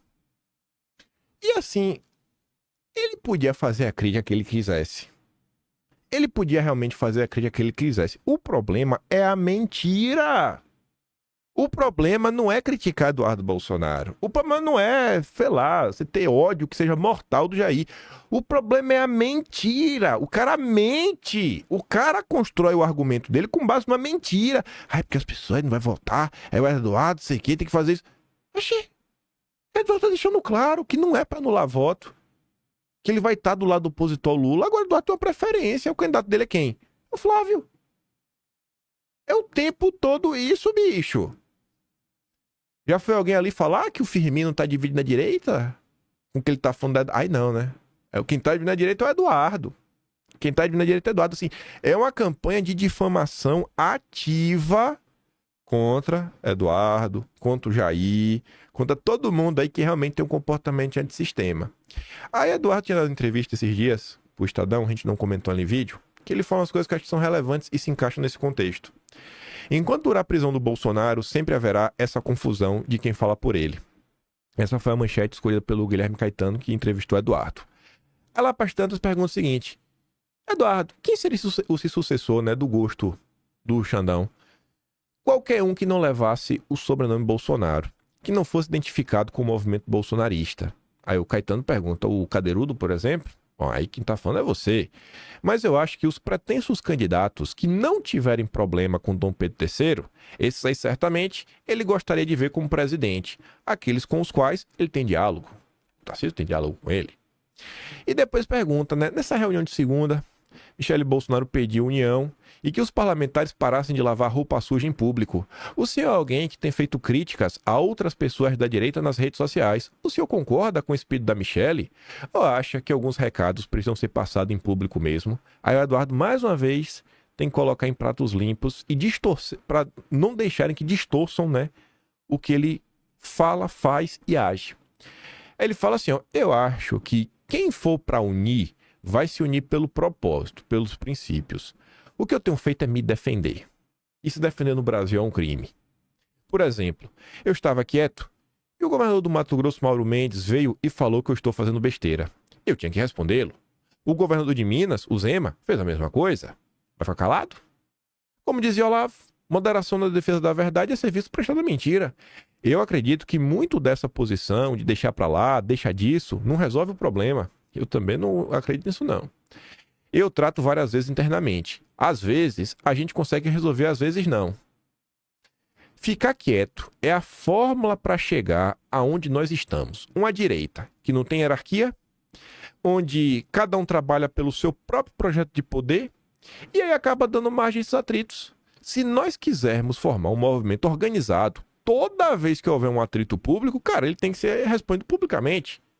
Se tu não quer, não faz. Fica quieto. Tu quer resolver no privado, tu resolve no privado. Agora, tu bate em público e depois quer ser alisado? Aí, para ilustrar o que Eduardo tá falando. De agora. Jogo político. Direita se rebela em Santa Catarina para não ser gado de Bolsonaro. Tudo foi manifestação pública. Rafael Tombosi, prefeito aí de uma cidade de 16 mil habitantes. 16 mil. Filiado ao PL, se levantou. Dentro de um curral com bois e vacas ao fundo, ele abriu a câmera do celular durante 2 minutos, disparou ataques contra o que considerou chamar entre os catarinenses de forçação de barra da família Bolsonaro. A gente gosta do nosso gadinho, tratar bem nossos bichinhos, mas o povo de Santa Catarina não é gado. E tem que ficar bem claro nesse momento em que as lideranças não se posicionam, enquanto temos a indisposição da candidatura do Carlos a senador. Lideranças não se... O Carlos não é a liderança. O Bolsonaro não é a liderança. Liderança é aqueles que é o Valdemar. E o errado é Eduardo. E a direita apoia assim, ó, igual foca. Tá todo mundo se imbecilizando, todo dia, despolitizando, aprendendo sobre mentiras. construindo argumentos com base em falácias. E assim, ó, e batendo palma. A afirmação de Tom Bosa está em sintonia com a declaração recente do prefeito de Joinville, a maior cidade de Santa Catarina com 616 mil habitantes. Entendo isso como uma agressão ao Estado. Não conheço o Carlos pessoalmente, mas essa crítica eu faria a qualquer outro que quisesse mudar para o Estado meramente por uma questão de oportunidade de voto, disse Adriano Silva do Novo. O engraçado é que antes do Carlos ir para lá, eles olharam em vários estados, e o próprio estado de Santa Catarina tinha um risco da esquerda eleger o Décio, junto com o apoio do centro. E com o Carlos, ela certeza que a direita colocava 2 lá dentro. Então, para a direita era até bom. Eu tô certeza que ele sabia disso daí. Mas partido novo, né? Ele acelera. Aí vem o Rodrigues, que é lá de Chapecó. O catarinense não tem aceitado muito bem o Carlos como candidato. Vou ler que tá amarelo, porque aqui se complementa, né? Afirma Rodrigues, minimizando pesquisas divulgadas recentemente que colocam Carlos competitivo para o Senado. Você vê que a própria Globo desmente o Rodrigues. Não tem aceitado muito bem. Como é que Santa Catarina não tem aceitado muito bem se coloca o Carlos extremamente competitivo? Não faz sentido. E depois tá ali, ó. Agora, esse mesmo cara disse, por outro lado, né? Essa gente só existe por causa do Bolsonaro. Não fosse Bolsonaro, não eram ninguém. Mas os ninguém se levantam. Não tem hierarquia, não tem ordem. É um bando de gente safada. Um monte de gente aí que às vezes tá com cargo em gabinete, tudo, né? Meu Pix, minha vida, os cavaleiros do Pix. E aí fica desse papinho. Ai, minha direita. Ai, é isso. Ai, é aquilo outro. A verdade atormenta essas pessoas. Isso aqui só para ilustrar também o que a imprensa adora fazer, né? Eduardo Bolsonaro disse que Flávio é mais preparado que Michele para disputar o Planalto. Sereda fez um tweet perfeito. Não caiu no truque da imprensa. Não existe rixa nem mal-estar entre eles. Porque o objetivo dessa matéria é esse. Dizer que Flávio tem mais experiência política do que Michele é óbvio. É uma coisa óbvia, que nem deveria ser manchete se a intenção fosse informar. Mas a intenção é gerar uma reação e um sentimento de que está um contra o outro. Você quer comparar um cara que está na vida política há 20 anos, que é senador, com a Michele Bolsonaro? Pelo amor de Deus, pô. É só uma constatação. O Flávio tem uma história na política, só isso. Só por causa disso. Vai problematizar isso? Aí o Emílio comenta aqui sobre o nosso querido Jair Messias Bolsonaro.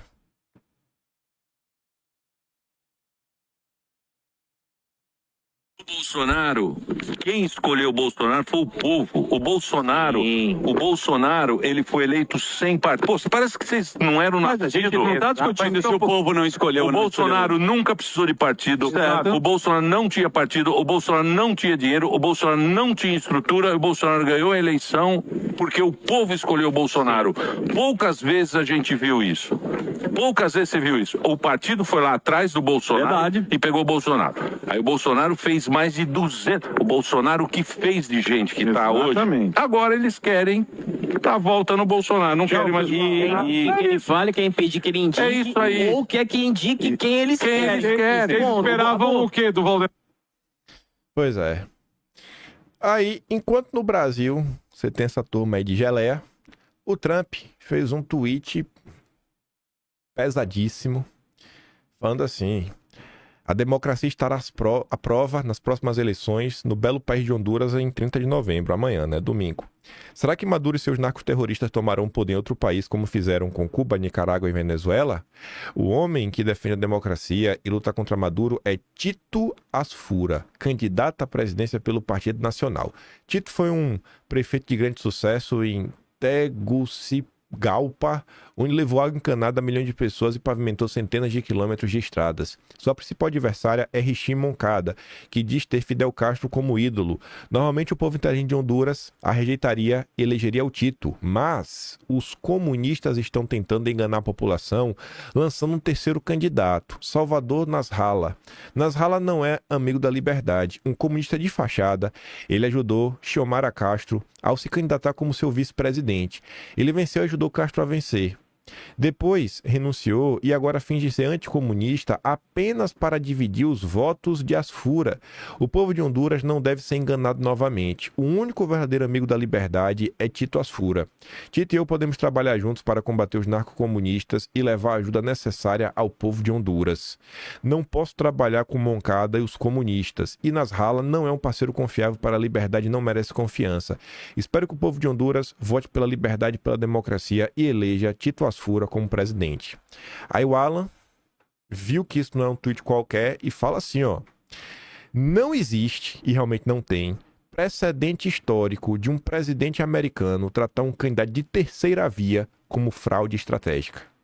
Acusá-lo de ser agente direto da esquerda e dizer que ele existe para dividir os votos do candidato para os Estados Unidos. Tudo isso com nomes e acusações diretas. Trump tá dando nome, falando, você é comunista safado.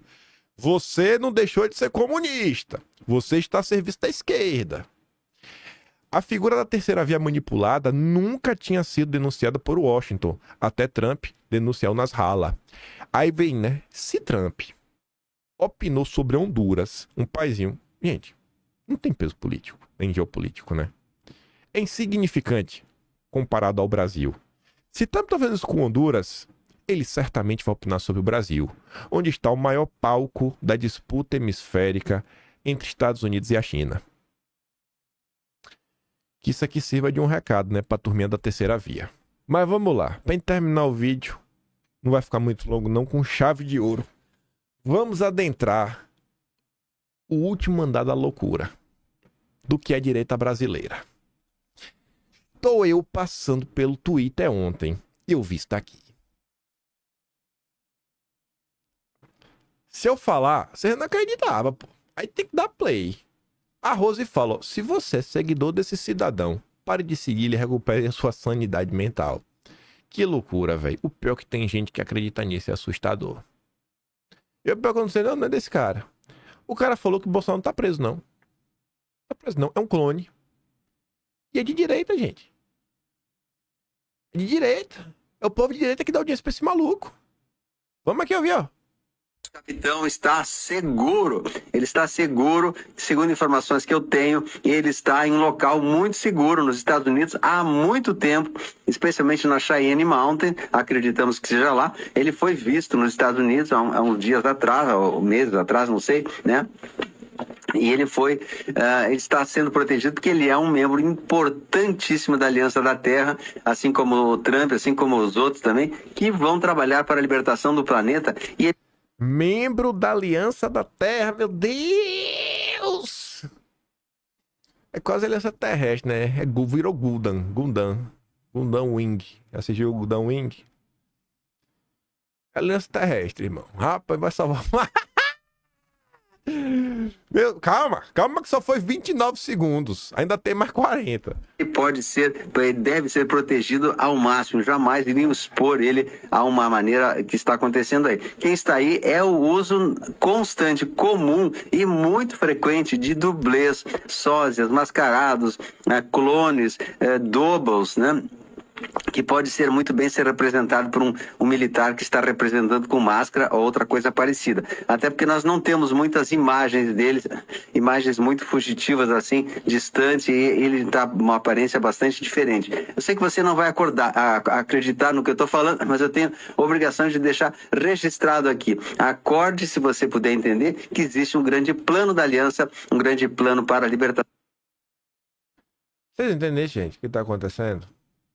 Você entendeu que eu falo assim, tem que politizar o Brasil? Que rede social, Twitter é uma bolha, que YouTube é uma bolha? Quando eu falo assim, eu entendo o tamanho da minha insignificância. Um país de 200 milhões de habitantes, capaz desse maluco aqui ter uma audiência maior do que, sei lá, o jornalismo de direita todo junto. E com base em que eu falo isso? Tu quer ver? Eu falei que tá o último andar da loucura, aqui é só o início. Calma que ainda tem mais 2 lances de escada. 267 mil visualizações num vídeo de inteligência artificial. E o pior, é o mesmo modelo de inteligência artificial de um canal que eu comentei mês passado. Até aberto aqui no Atlas, ó. Deixa Deixa eu abrir o Atlas aqui. A loucura da direita. Ah, não é o mesmo cara, não. Pensei que era o mesmo, mas não é não. É o mesmo, não. Mas vou mostrar mesmo assim. Olha, é esse aqui, ó. É outro galã. Olha o galã aqui também, ó. Olha lá. É outro vídeo. Crônicas do Brasil. E esse site falava que era fake news meio. A gente tá propagando fake news. Bomba. Bolsonaro ganha imunidade diplomática e já monta equipe internacional. Supremo sob investigação. 291 mil visualizações numa merda dessa. E os comentários, a maioria acreditando, viu? A maioria. 300 mil visualizações. Aí vamos voltar aqui. Vamos voltar. 267 mil pessoas. Isso aqui, na boa, eu não aceito nem que a pessoa clique. Gente, eu não aceito nem que a pessoa clique numa bosta dessa. Porque, sério, só de ler o título, tu sabe que é mentira. Lula foge pra Venezuela, delação explode em Brasília e Dom Pedro III entra em pânico. Pensou o que aconteceu ontem?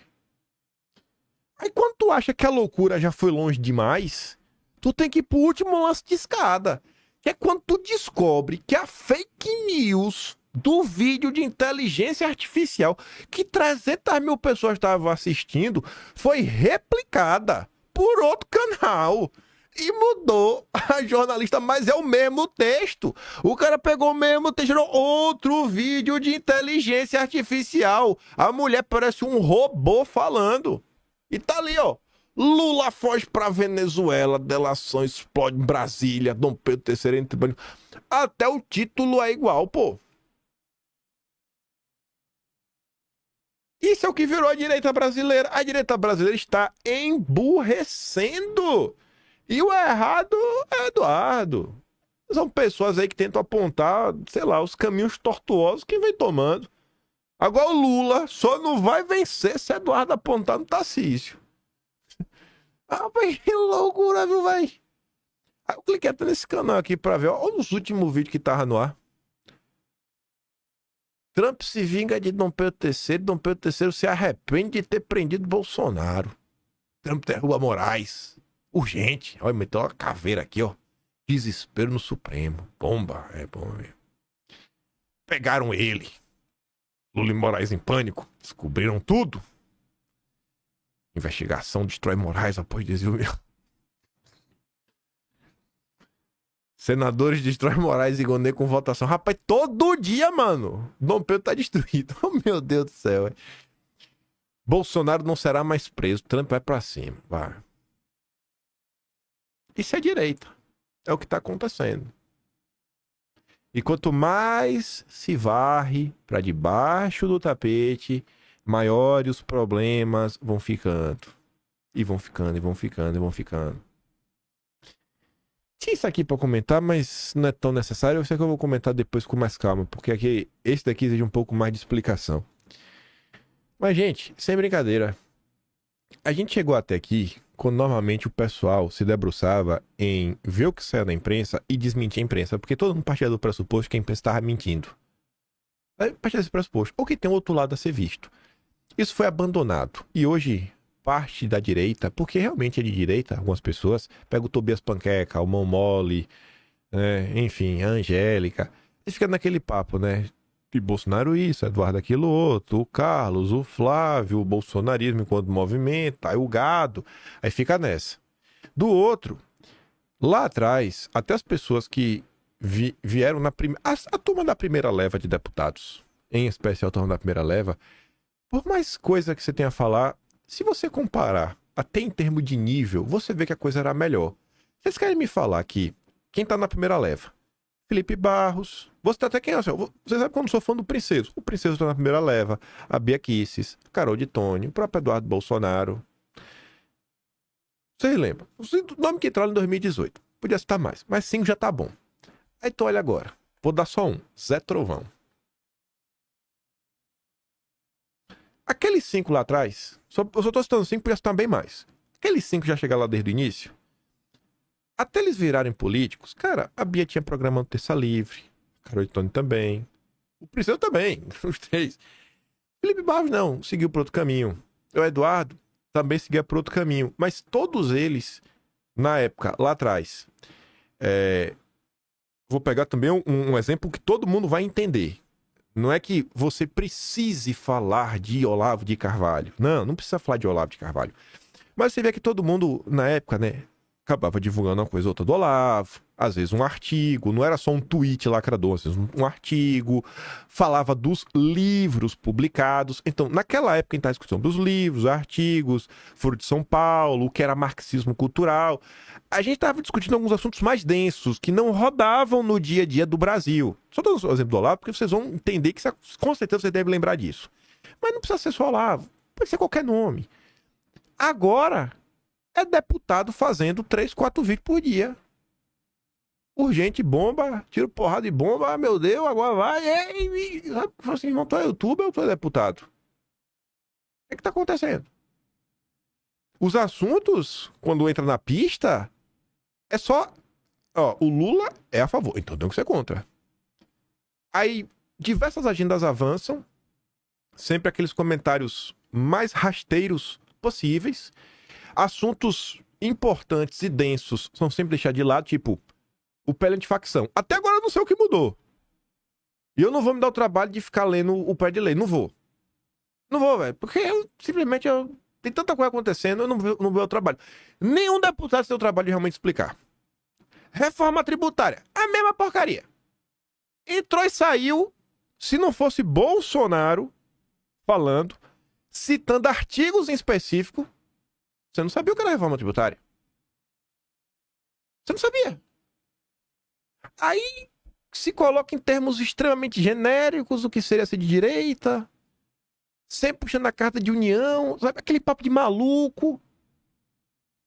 A direita andou pra trás. Andou pra trás. O vídeo do Mano Brown deveria ser assistido pela direita. Aquela frase escassa. Vocês precisam voltar pra base. Mas se perderam igual loucos. Óbvio que tem muita gente aí fazendo algo sério e tudo mais. Mas no final do dia, todo mundo aí, uma grande parte, botou a coleirinha do Deltan. Deltan faz, apronta tudo mais, você não pode falar. Tem que ficar quieto.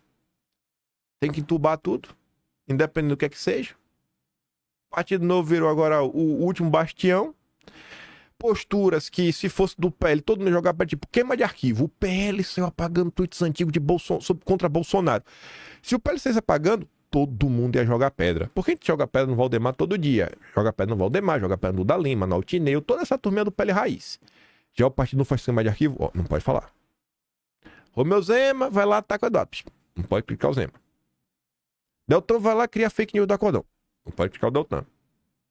Eleição para a presidência da Câmara. Em 2021, eu fiz um dossiê disso. Os nossos deputados, lá de 2018, que se elegeram lá. A turma do PSL veio para explicar. Na época, eu trouxe explicação da Bia Kicis, dos cargos da mesa, como é que isso funciona. A regra dos 46, que é para ver os 11 lugares da mesa, como ia. O processo que foi. O Vitor Hugo, na época, falando, olha o que a gente fez para conseguir mexer o bloco inteiro do PL, os 52, para o bloco do Lira. E como isso representava uma vitória, tirando esses votos do bloco do Baleia Rossi. A gente chega em 2025 e o povo tá imbecilizando as pessoas. Melhor perder de pé do que ganhar de 4. Cara, é uma loucura, gente.